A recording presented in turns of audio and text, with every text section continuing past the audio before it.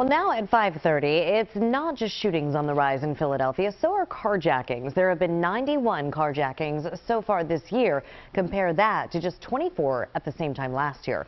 Philadelphia police have recovered this car they say was part of a foiled carjacking attempt last night. An off-duty Philadelphia police officer says the white Honda rear-ended his Chevy Malibu at Ogonce and Olney Avenues. He followed the car into Lower Merion. Police later found the Honda and two suspects in Overbrook.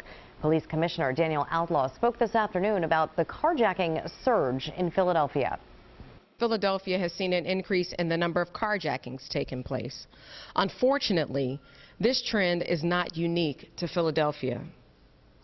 I know that those words bring little comfort right now to our community members, many of whom are experiencing fear and uncertainty, but I do hope that we will ease their fears. I do hope that they know and understand that the Philadelphia Police Department is actively working to identify and apprehend the individuals committing these crimes. The police commissioner says the department is deploying more resources to catch suspects and to prevent carjackings before they happen. In the meantime, some are fearful, afraid that they could be next. Eyewitness News reporter Joe Holden has more from Fairmount, where carjackers there have gone on a crime spree. Love Fairmount. I want nothing more than to stay in Fairmount. But Laura Velasco isn't so sure it's the safest move, at least not since she says it seems her neighborhood is under siege by a ring of carjackers. The startling reality for this mother? If it's me getting carjacked, that's fine. I hand over my keys. Can't have that happen to my son. Philadelphia has seen a tripling of carjackings in just the last few weeks compared to the same time last year. This video comes from Fairmount.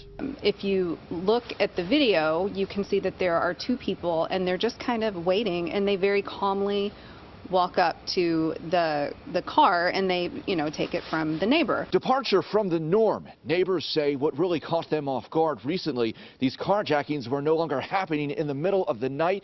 They're now happening any time of day. Suddenly I'm like, oh, these carjackings are really getting close to home. And then 2 days later, there was one in broad daylight. And I'm like, oh, so this is not just don't be in your car at 11 o'clock at night. The unnerving crime motivated Velasco to email Philadelphia City Council President Darrell Clark's office. She typed, "I now fear getting out of my car every day."